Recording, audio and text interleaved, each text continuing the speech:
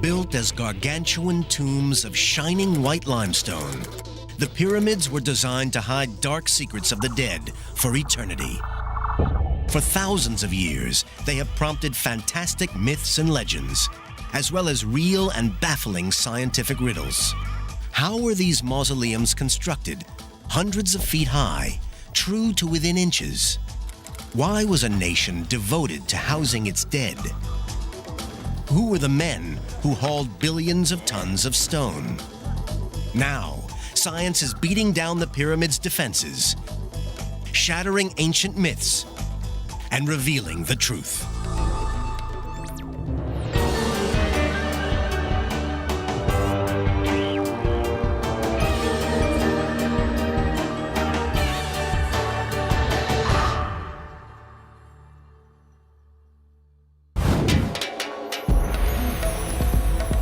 The pyramids of ancient Egypt stand like giant sentinels watching over the city of Cairo.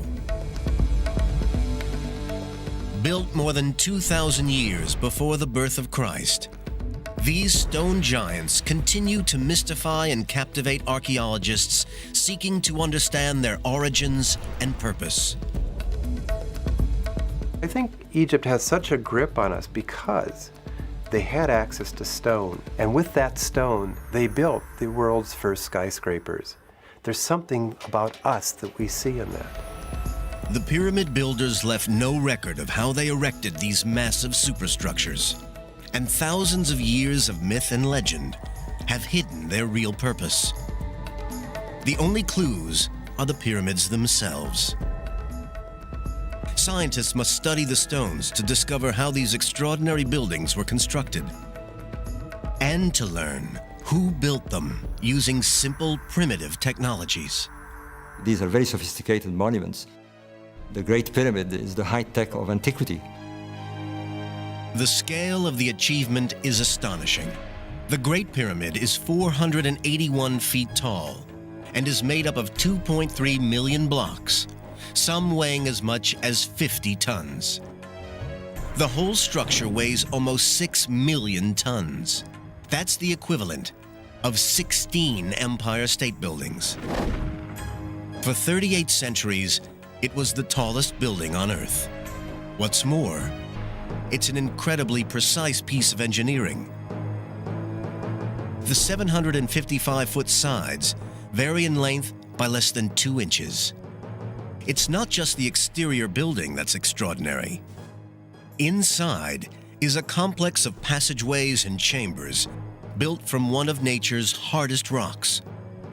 The stonework is so precise that even a credit card cannot slip between the blocks, all constructed by a people who hadn't discovered the wheel.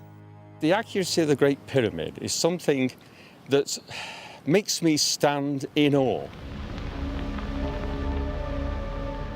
The first Egyptologists tried to blast their way to the truth with dynamite. They forced their way into the pyramid's secret chambers. But they may have destroyed more than they uncovered. Dynamite especially might have obliterated clues left behind by the ancient Egyptians, telling us more about the pyramids or how they were built. Now archaeologists are using the latest technology to search for wonders hidden deep within the stones. I really actually believe that the burial chamber of that king is still hidden inside the pyramid. But for other archaeologists, it's the buildings themselves that are the true wonder. The greatest mystery about the pyramids is not secret chambers, it's how the Egyptians managed to build them with the technology they had.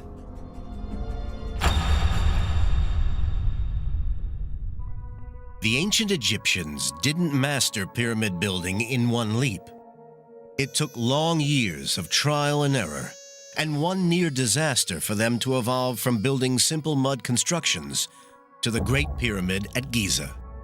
The first pyramids were built on the west bank of the River Nile around 2600 BCE.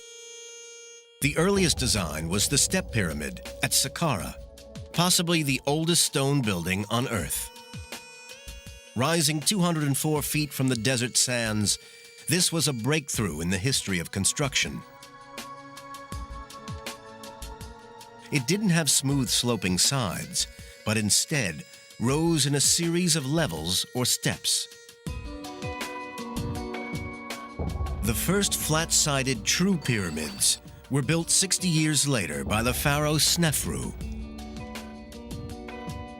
His son Khufu built the Great Pyramid, the first and largest of the 3 pyramids at Giza. And then, a series of smaller, highly decorated pyramids were built at Saqqara. How the Egyptians built these giant superstructures using the simple technology of the time is an ancient mystery. The first challenge was to survey the site and mark out the pyramid in the correct alignment. They chose the site with care to ensure that the bedrock was capable of supporting many millions of tons of limestone. The ancient architects then marked out the building so that each side was aligned to the points of the compass: north, south, east, and west. Today, we would use digital compasses and laser sighting equipment, but the ancient Egyptians had none of this technology. Instead, some experts think they looked to the skies. By observing where the polar stars rise and set, it's possible to calculate true north. First, the architects built a semicircular wall to act as a flat horizon. On this wall, they could mark the rising and setting points of a particular star as it rotated around north in the night sky. A line drawn exactly midway between these marks would point due north.